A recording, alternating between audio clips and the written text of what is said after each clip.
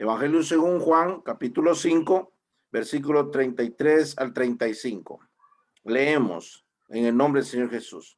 Vosotros enviasteis mensajeros a Juan y él dio testimonio de la verdad. Pero yo no recibo testimonio de hombre alguno, mas digo esto para que vosotros seáis salvos. Él era antorcha que ardía y alumbraba, y vosotros quisisteis regocijaros por un tiempo en su luz. Que el Señor siga bendiciendo nuestros corazones por medio de su palabra.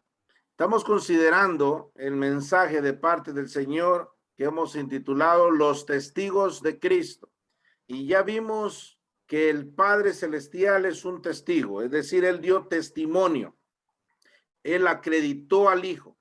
El Padre Celestial ha dicho lo que el Hijo dice que es, así es. Él es el Mesías, el que habría de venir, y el Padre Celestial le ha respaldado, no solamente con las profecías, le respaldó con el testimonio que dio durante su ministerio terrenal, también le respaldó resucitándole de entre los muertos. ¿Se recuerda usted? Leíamos Romanos 1 del 1 al 3, que fue declarado Hijo de Dios con poder mediante la resurrección por el Espíritu de Santidad.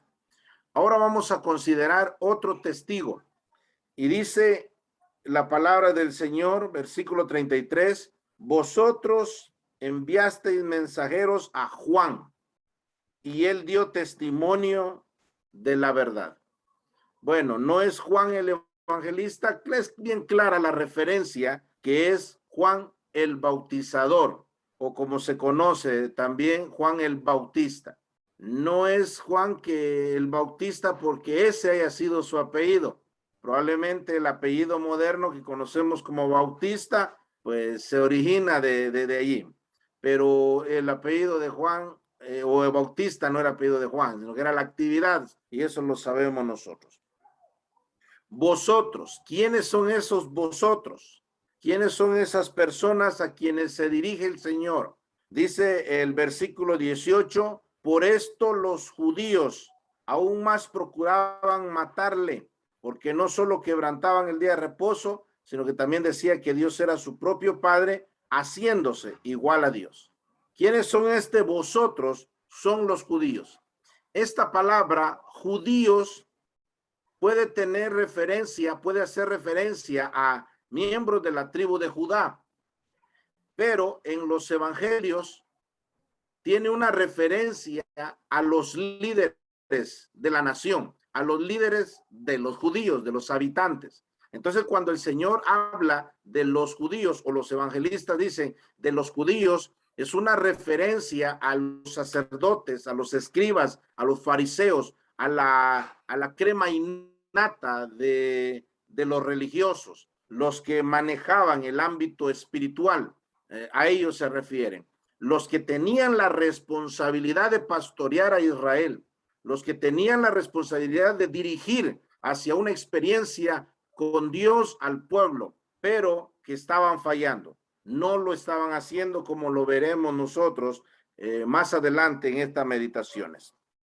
Entonces dice, vosotros, es decir, los líderes judíos, enviasteis mensajeros a Juan. Le enviaron mensajeros a Juan para que preguntase, para que si él era el Cristo o debían de esperar a alguien más. Dice la palabra del Señor, vosotros enviasteis mensajeros a Juan. Otra vez, una clara referencia a Juan el Bautista. Y él dio testimonio de la verdad. Es decir, él testificó del Señor Jesucristo. En el versículo 34, hermanos, pareciera que el Señor está demeritando, es decir, él te está quitando los méritos a Juan, pues le dice, pero yo no recibo testimonio de hombre alguno. Entonces pareciera que el Señor le está quitando autoridad y méritos a Juan, pero no es así. No nos olvidemos que en el Evangelio según Lucas capítulo 7, versículo 28, miren la opinión del Señor Jesucristo respecto a Juan el Bautizador o Juan el Bautista. dice la palabra del Señor, que de los nacidos de mujer no hay nadie mayor que Juan, pero en el reino el menor es mayor que él. Así es de que el Señor tiene un buen concepto del ministerio de Juan el Bautista. De hecho, más adelante, el Señor denomina a Juan como una antorcha que ardía y alumbraba. Así es de que el Señor no le está quitando crédito, no le está restando importancia, no está demeritando el ministerio de Juan el Bautista como un testigo de Cristo, como uno que habría de testificar del Señor. ¿Qué es lo que hace el Señor? ¿Por qué el Señor dice, pero yo no recibo testimonio de hombre, pero sí está recibiendo testimonio de Juan? Más adelante, en el versículo 44, vemos nosotros, dice el Señor, ¿cómo podéis vosotros creer? Se refiere a los judíos, que entre ellos, ¿verdad? ¿Cómo podéis vosotros creer? Pues recibís gloria los unos de los otros y no buscáis la gloria que viene del Dios único. Los judíos, ellos buscaban la vanagloria. Lo que ellos buscaban era la adulación. Lo que ellos buscaban era la alabanza. Se dice que cuando el sumo sacerdote salía después de ofrecer el sacrificio, se quitaba sus vestiduras de lino, se bañaba y se volvía a poner las vestiduras de honra y de hermosura, como dice Éxodo 28:2, se vestía de las vestiduras de honra y de hermosura. Dice que los hombres se quedaban admirados, volteaban a ver admirados, pero era tanta la arrogancia de los fariseos y el séquito, todos los que estaban allegados a ellos, era tanta la arrogancia de ellos que a ellos les gustaba de que los admirasen los hombres y que cuando pasasen ellos, los hombres se les quedasen viendo a ellos, admirados, estupefactos. Eso le gustaba a estos hombres. Y eso es lo que el Señor está rechazando: la adulación, la alabanza indebida, la vanagloria que entre ellos mismos. Dice el Señor, ¿cómo podéis vosotros creer? Pues recibís gloria los unos de los otros. Es decir, entre ustedes mismos se están vanagloriando y no están aceptando el testimonio ni del Padre ni el testimonio de Juan el Bautista. Eso es lo que está haciendo. Antes de que consideremos un poco el ministerio de Juan el Bautista, veamos algo que es completamente opuesto al ministerio de Juan, que va en relación con esto que les estoy diciendo, que el Señor aborrece la adulación, aborrece el testimonio, es decir, la alabanza, y por lo tanto eso, todo aquel que pretenda dar testimonio del Señor con esa característica va a ser desechado de parte del Señor. Quiero leerles el Evangelio según, el Salmo número 50, el Salmo número 50 y el versículo 16. Solamente lo quiero leer como una referencia, hermanos, para nosotros, los ministros de la palabra del Señor, para los que damos testimonio del Señor Jesucristo así en público. Y esto para todos inclusive. Dice el versículo 16, pero al malo dijo Dios, ¿qué tienes tú que hablar de mis leyes y qué tomar mi pacto en tu boca? Mire lo que dice el Señor y que espeta el Señor a estos líderes judíos y dice, ¿qué tienes tú que hablar de mis leyes y qué tomar mi pacto en tu boca? Una pregunta. ¿El Señor le gusta que hablemos de su ley? ¿El Señor le gusta que hablemos de su palabra? Claro que le gusta. ¿Acaso no a los Efesios el apóstol Pablo dice, hablando entre vosotros con salmos, himnos y cánticos espirituales? Dice que nuestras pláticas deben incluirse salmos. Y los salmos son parte de la palabra de Dios. Al Señor le agrada, le encanta que nosotros hablemos de su palabra. Entonces, ¿por qué los está regañando?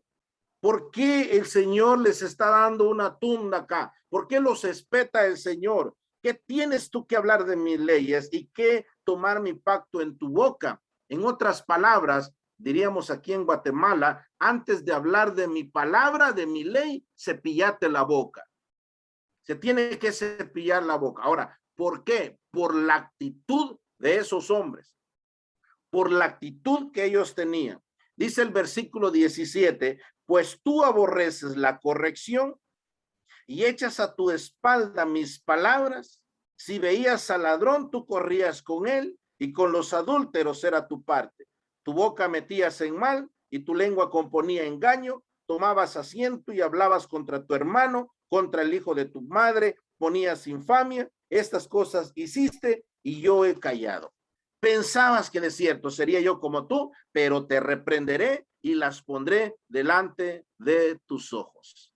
Ah, mire, pues, entonces, esa era la actitud. Entonces, el Señor aquí está, lo que está rechazando cuando dice, pero yo no recibo testimonio de hombre alguno, se está refiriendo obviamente a estos judíos que vivían de la adulación, que recibían gloria los unos de los otros, que les gustaban que los elogiasen, una vez más, de una manera vana, igual que el Salmo 50:16. Y por eso el Señor no reconoce, no rechaza, o perdón, rechaza, no acepta testimonio de esa forma.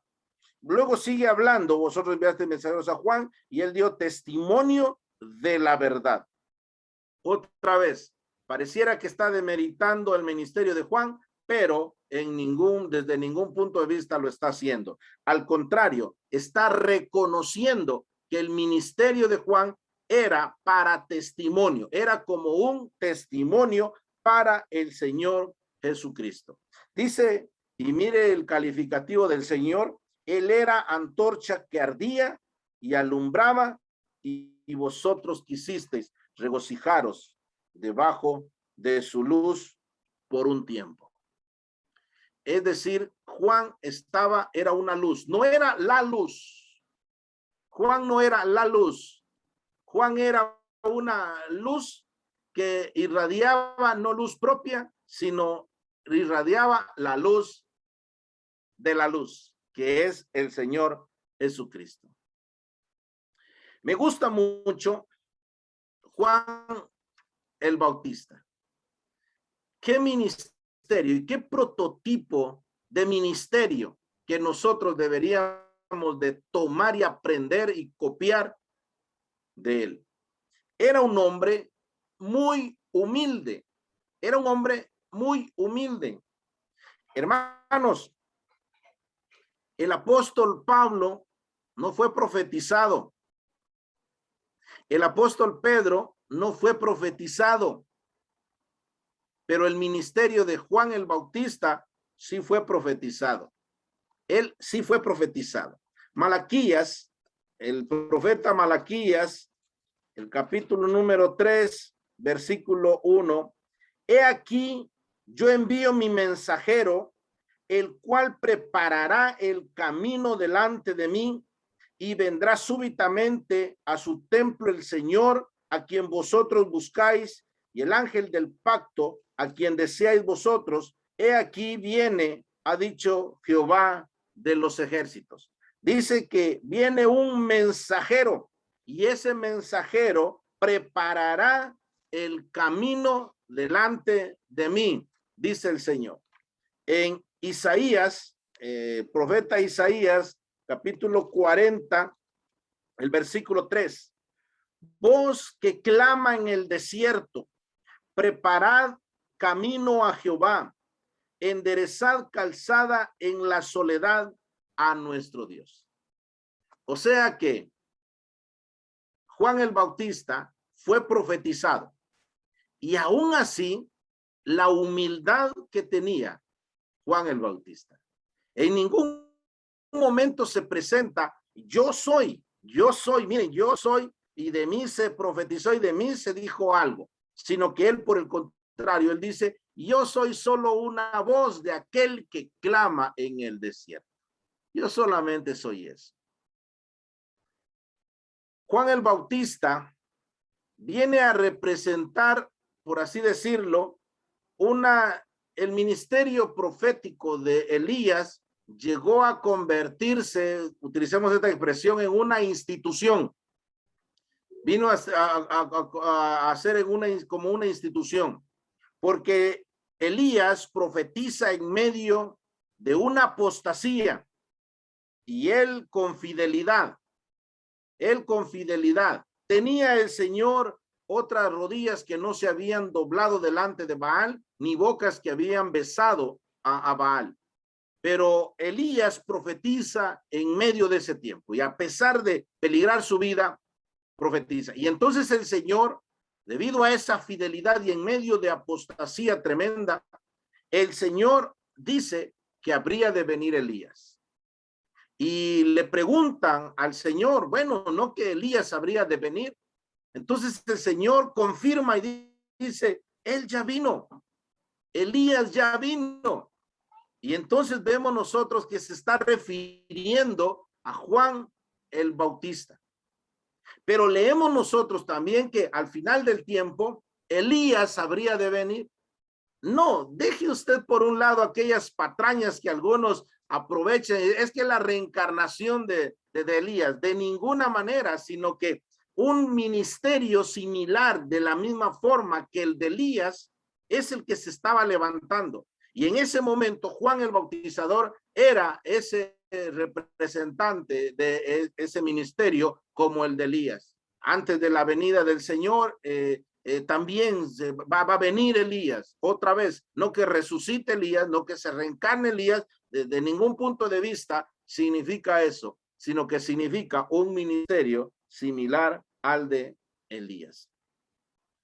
Juan el Bautista entonces tenía un ministerio y era muy humilde. Pasemos aquí mismo en el Evangelio según Juan, capítulo número 1, leamos el versículo número 19. Este es el testimonio de Juan cuando los judíos enviaron de Jerusalén sacerdotes y levitas para que le preguntase, ¿tú quién eres?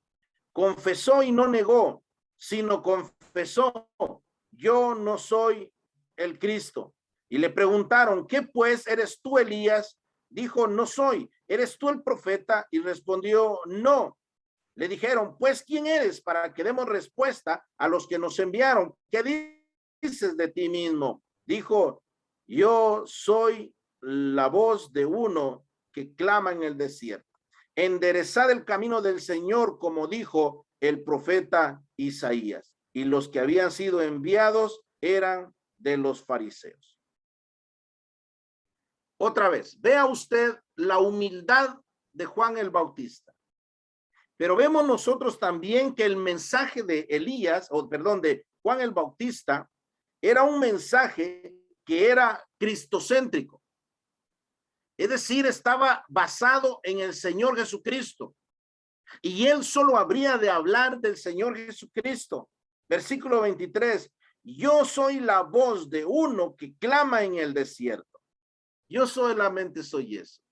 Y dice, enderezad el camino del Señor, como dijo el profeta Elías. Entonces, Juan el Bautista tenía un mensaje que era cristocéntrico, es decir, de él se refería. No sé si allá con ustedes hay algo, para mí está mal, no es correcto, no lo veo con buenos ojos. Cuando parte algún hermano, hay algunos que se quedan hablando más del hermano cuando hay una brillante oportunidad para hablar del Señor. A tal punto que les he dicho a mis hijos, cuando ustedes vean que un hermano se levante, y si el Señor decide glorificarse, no que yo me quiera ir, pues el Señor decide glorificarse en mi vida a través de mi muerte, y se levante alguien y diga, conocí al hermano Eric, y el hermano Eric hizo esto, y el hermano Eric íbamos, y esto y lo otro, bájenlo. Mándenle un papelito. ¿Para qué está hablando del hermano Eric cuando hay tanto, pero tanto que hablar del Señor Jesucristo. ¿Ya se le acabó a usted el mensaje del Señor Jesucristo? Decíamos en la mañana, este es un tema que no se agota.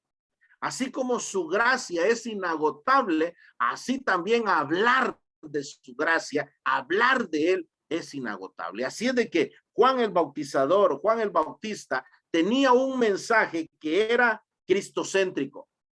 Tenía un mensaje netamente bíblico. Miren, hermanos, de hecho, uno va relacionado con lo otro. ¿Qué es lo que dice acá? Como dice el profeta Isaías. Como dijo el profeta Isaías, o sea que Juan el Bautista tenía un mensaje muy escritural. Era un mensaje con el propósito de exaltar a Cristo. No era para promoverse a él. Tristemente, hoy en día, vemos más los predicadores ya se presentan más como coach, ya se presentan más como motivadores. Claro que hay principios de economía acá, yo lo entiendo, hay principios de economía, pero hermanos, nosotros estamos llamados para hablar de Cristo y exaltar al Señor Jesucristo, hablar de sus misericordias, hablar de su gracia. Tenía un propósito entonces, y ese propósito era exaltar al Señor Jesucristo. En el versículo 26 y 27, él dice, yo bautizo con agua, mas en medio de vosotros está uno a quien vosotros no conocéis. Es el que viene después de mí, el que es antes de mí, del cual yo no soy digno de desatar la correa del calzado. Él tenía un propósito, un ministerio con propósito, y era exaltar al Señor Jesucristo. Y eso hacía que él señalase al Señor Jesucristo. Dice el versículo 29, he aquí el Cordero de Dios que quita el pecado del mundo. Era un hombre que estaba puesto en su lugar y que él sabía cuál era su función en el reino. Él sabía perfectamente. Me gusta mucho, mire el versículo 40. Andrés, hermano de Simón Pedro, era uno de los dos, oiga esto, que había oído a Juan y había seguido a Jesús. Le quiero leer el versículo 37. Le oyeron hablar los dos discípulos y siguieron a Jesús. Versículo 37 y el versículo 40. Dice que estos habían oído a Juan y seguido a Jesús. Ese era el orden correcto. El orden correcto era oír a Juan y seguir a Jesús. Llegó un momento en donde los seguidores de Juan el Bautista se desviaron, pero no Juan el Bautista, fueron los seguidores. ¿Se recuerdan usted cuando juntamente con unos fariseos fueron a preguntarle al Señor Jesucristo, fueron a hacerle una consulta al Señor Jesucristo? Entonces ya se habían convertido en cierta forma como en un partido. Pero esa no era la intención de Juan el Bautizador. Vemos nosotros que él no se apropiaba de los discípulos. Él hablaba a los discípulos, él buscaba discípulos, él discipulaba, pero los demás, ¿a quién seguían? Al Señor Jesucristo. Habían oído a Juan y habían seguido a Jesús. Él dice, yo soy solo la voz de uno que clama en el desierto. En realidad el que venía clamando en el desierto era el Señor Jesucristo y Juan era la voz de él. Pero este desierto no era ese desierto literal, aunque ciertamente por allá hay desiertos, ¿verdad? Esto se refiere que venía a este mundo, a tierra inhabitable, a un lugar en donde había pecado y hoy en día tristemente no ha cambiado. Personas se desvían debido al pecado, personas que se entretienen y dejan lo más importante que es el Señor. Pero en medio de ese desierto, nosotros escuchamos la voz del Hijo de Dios. En el Evangelio según, aquí mismo en Juan capítulo 3, versículo 29, mire el lugar que ocupaba Juan el Bautista, y qué es lo que él consideraba de sí mismo. El que tiene la esposa es el esposo, mas el amigo del esposo que está a su lado y le oye, se goza grandemente de la voz del esposo. Así pues, mi gozo está cumplido. En aquel tiempo, el novio tenía a alguien que le ayudaba en cuanto a la boda, y este era denominado el amigo del esposo. Y entonces él claramente sabe y está ubicado y sabe dónde se encuentra él. Él dice, el que tiene la esposa es el esposo. El amigo no tiene relación con la esposa, sino que es el esposo. El amigo del esposo, que está a su lado y que le oye porque él le da consejos, se goza grandemente con la voz del esposo, es decir, se goza grandemente cuando el esposo aparece el esposo porque sabe que la esposa no le pertenece. Así pues, mi gozo está cumplido. Es decir, yo solamente soy el amigo, no solamente soy la voz del que clama en el desierto, yo solamente soy aquel que va enderezando sus veredas, el que va aparejándole el camino. Yo solamente soy eso. Aquí ahora dice, yo solamente soy el novio que se goza yo solamente soy el amigo que se goza con el novio, porque cuando el novio se goza con la esposa, y yo soy eso, y ese mi gozo ha sido cumplido.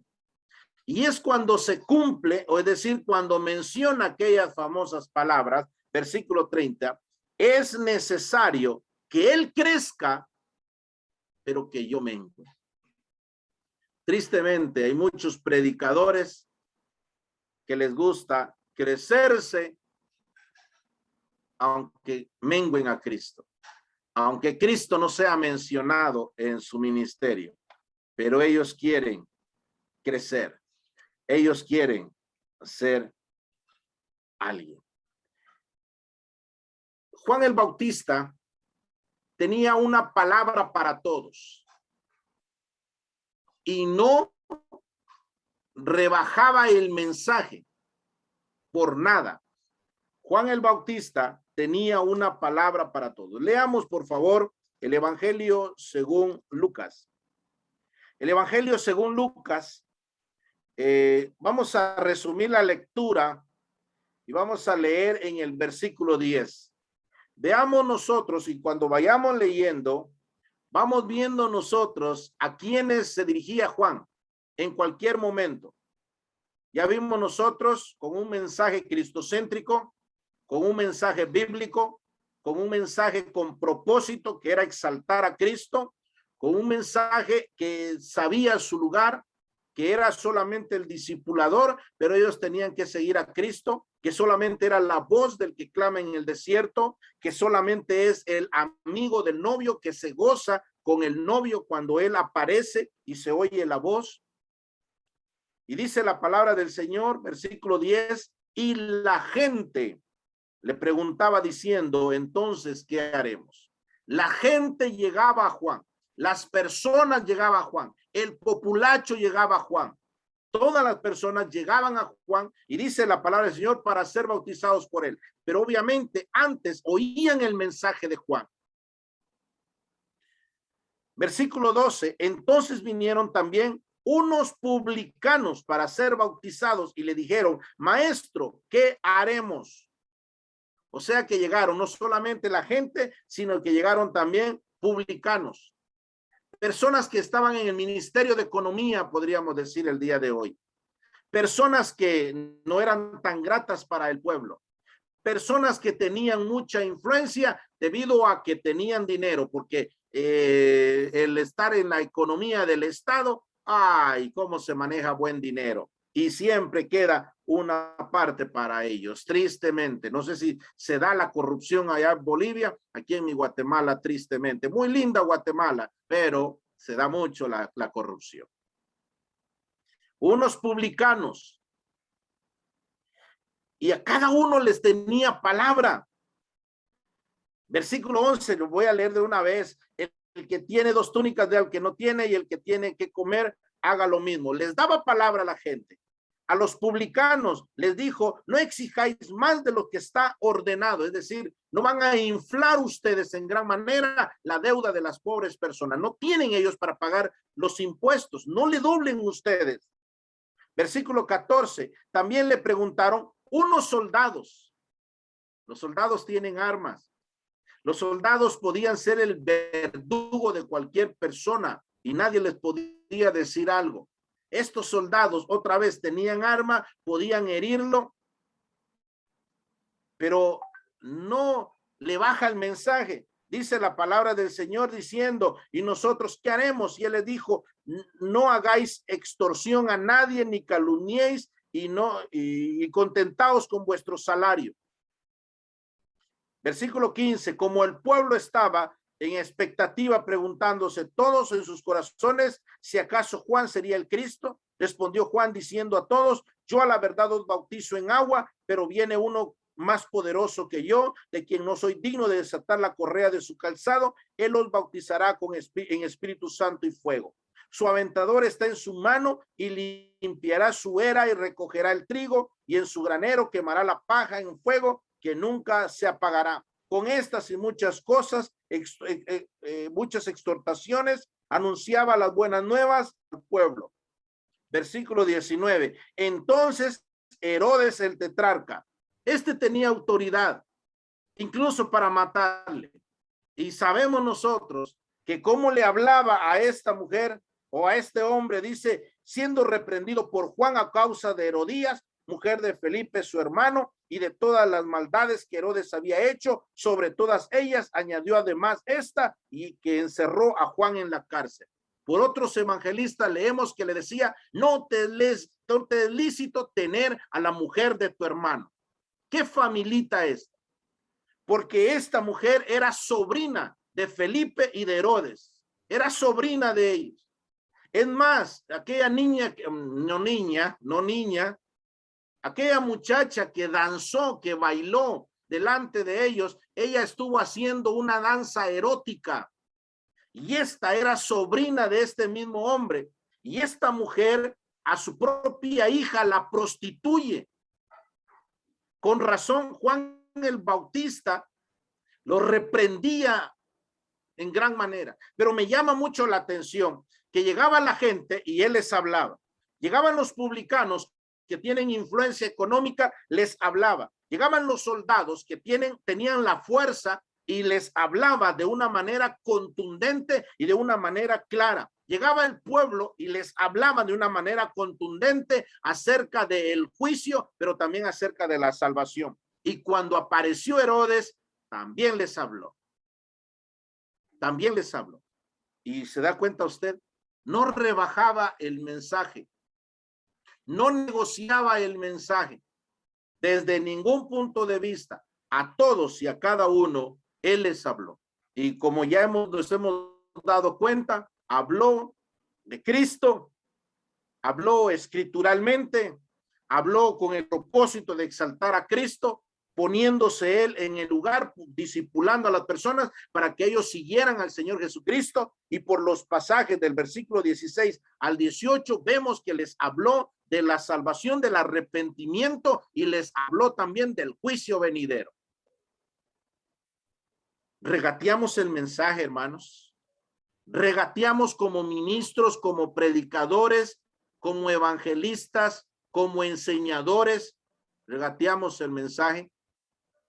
Una ocasión, pues, el Señor me permitió un mensaje. Estaba un poco duro el mensaje.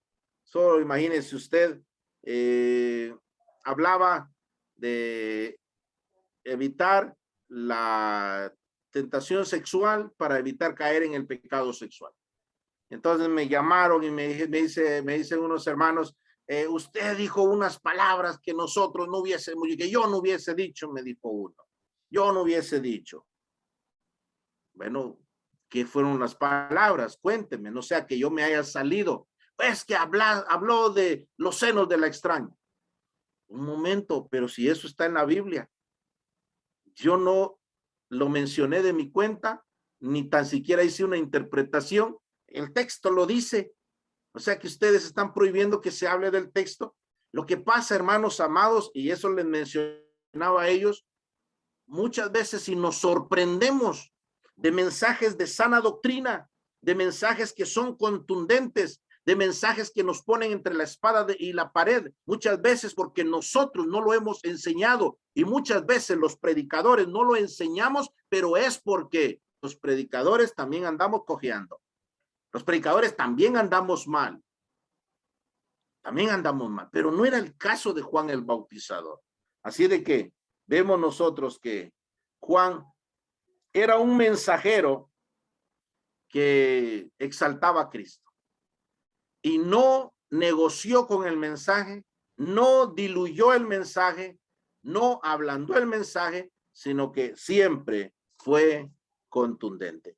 Con razón el Señor Jesucristo lo incluye aquí en el Evangelio según Juan, en donde le invito a que regresemos, capítulo 5. Con razón el Señor lo incluye diciendo que él dio testimonio de la verdad, dio testimonio del Señor Jesucristo.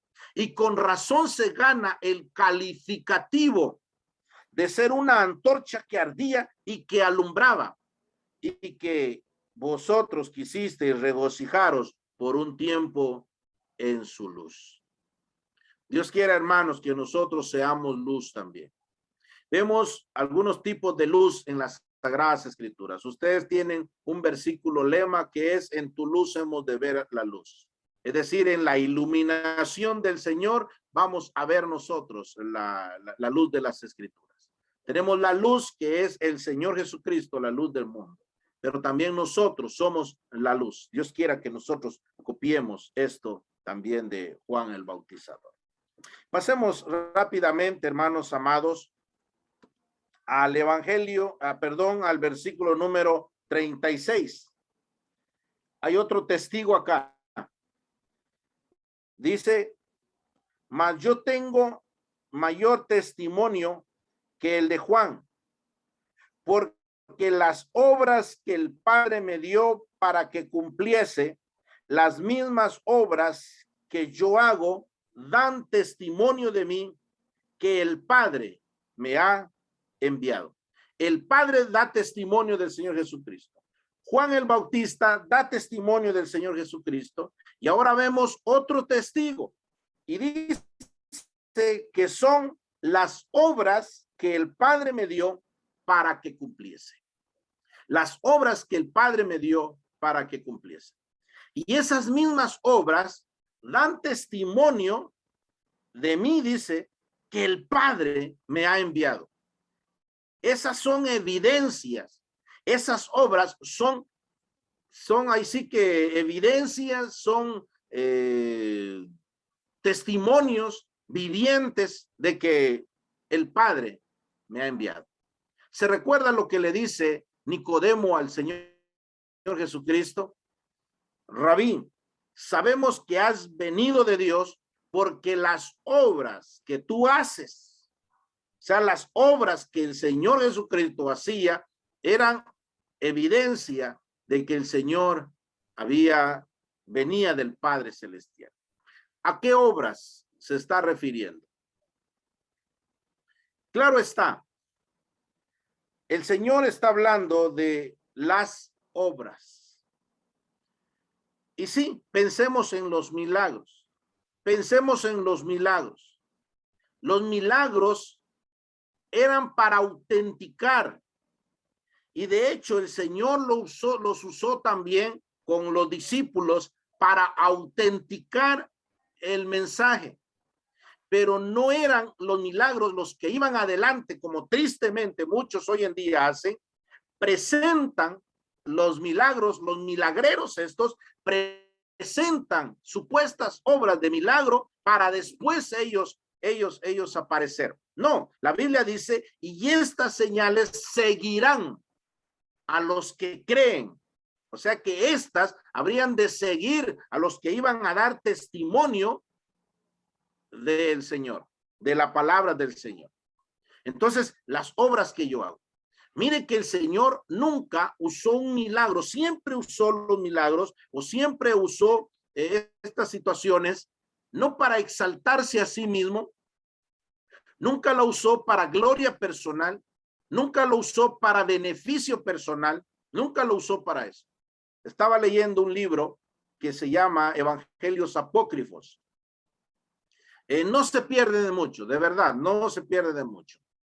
Pero en donde indican el evangelio según Felipe, el evangelio no sé quién, en donde dicen, y eso lo creen mucho los católicos romanos, que el Señor Jesucristo, cuando era niño, hizo unos pajaritos y ahí salió volando ese pajarito. Cuestiones así, hubo unos niños que le estaban retando, le estaban insultando al Señor, y entonces el Señor hizo algo para atacar a esos niños. Vemos nosotros que el Señor en ningún momento hizo algo para beneficio personal. Ningún momento. Es más, ¿se recuerda usted cuando Satanás le tienta y le dice, él tenía hambre como humano, él tuvo hambre y le dice, haz que estas piedras se conviertan en pan? Y el Señor en ningún momento accedió. En ningún momento accedió porque él no venía a satisfacerse a sí mismo. Siempre vemos nosotros que cuando el Señor obraba, lo hacía el Señor o para autenticar su palabra.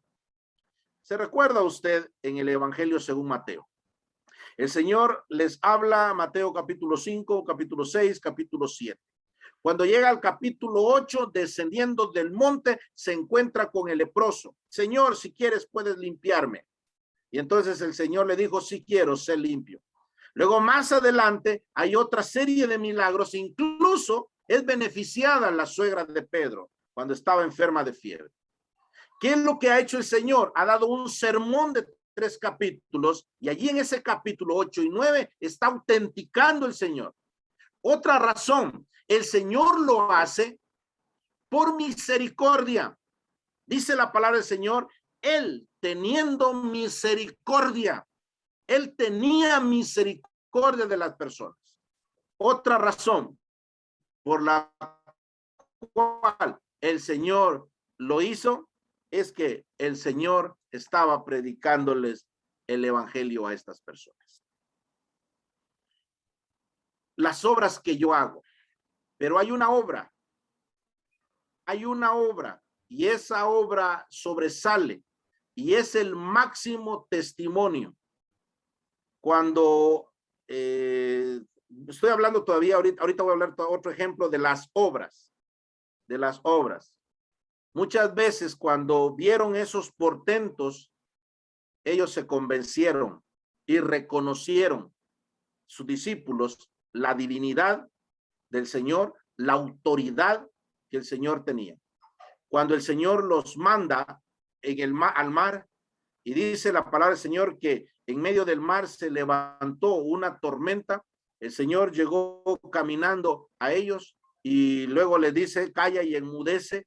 Y cuando vieron la autoridad que el Señor tenía sobre los elementos, sobre las aguas, sobre los vientos, sobre la tormenta, entonces unos se postraron para adorarle.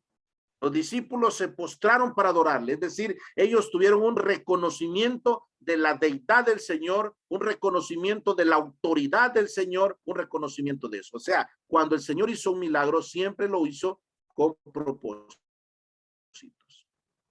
Pero le mencionaba, existe una obra y esa obra autentica en gran manera la mesianidad del Señor Jesucristo. Esa obra es la obra que hizo el Señor y que obró el Señor en la cruenta, horrorosa y vergonzosa cruz del Calvario. Esa obra, la obra perfecta, la obra que logró nuestra salvación. ¿Qué es lo que pasa? Dicen los judíos, ustedes creen en un maldito. Ustedes creen en un maldito. Y dice, sacan cita bíblica, Deuteronomio, porque maldito todo aquel que es colgado en un madero. ¿Qué respondemos a eso? Sí, es cierto. Señor judío, tiene razón, pero por favor, yo no me estoy ensañando con mi Señor. Yo no estoy ensañando con mi Salvador, porque es cierto, y Pablo lo reconoce, el Señor se hizo maldición, como está escrito, maldito todo aquel que es colgado en un madero. Pero mis amados hermanos, esa obra preciosa, esa obra perfecta, no fue la derrota del Señor Jesucristo, y eso es lo que yo quiero resaltar, no fue la derrota del Señor Jesucristo, sino fue la victoria del Señor Jesucristo, porque el Señor se hizo maldición, no por ser él la maldición en sí mismo, sino por cargar, él se hizo maldición por cargar con la maldición de todos los malditos, de los cuales yo soy el primero. Hermano Eric, usted nos está diciendo malditos.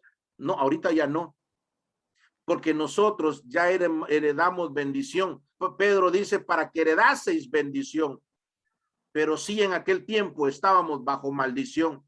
Y todo aquel que está sin Cristo, sin fe, sin ninguna esperanza, está bajo maldición. Puede sonar duro, pero es un maldito. Cita bíblica, claro que sí. En aquel día, cuando el Señor se siente a juzgar y llamará a unos y les dirá, apartaos de mí. ¿Cómo les dice? Benditos. No, apartaos de mí, malditos de mi Padre. Id al fuego eterno preparado para el diablo y sus ángeles. Es decir, apartaos de mí todos los que están bajo el anatema. Los que están bajo el anatema son los que están para ser destruidos. Dígame si es cierto o no, que eso es una maldición. Eso es estar bajo una maldición, estar muerto, estar separado de la gloria de Dios, estar muerto en sus delitos y pecados, estar bajo la ira de Dios. Juan 3:36 nos lo dice, el que cree en el Hijo tiene la vida, el que no cree, el que rehúsa creer en el Hijo de Dios no verá la vida, sino que la ira de Dios está sobre él. Si queremos ser literales con el texto no dice, la ira de Dios estará sobre él pensando en un tiempo futuro. En un tiempo futuro se ejecutará la ira de Dios, es la ira escatológica de Dios. Pero dice que ya está aquel que rehúsa creer en el Hijo. Así es de que esa obra es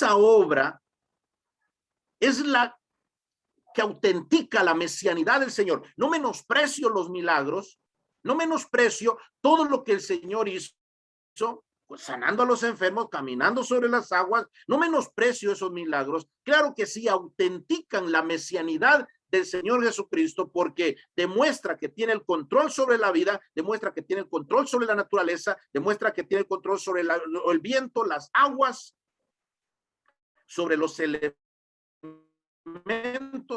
Claro que sí demuestra, pero la obra de Cristo, la obra que él logró, no es la derrota, como dicen los judíos. No es la derrota, es la victoria del Señor Jesucristo, porque ahí el Señor compró nuestra salvación. Y eso estaba profetizado, pero otra vez, ya lo mencionamos en la mañana, el Padre Celestial le respalda resucitándole de entre los muertos. Esa obra nos habla y nos indica la mesianidad del Señor Jesucristo.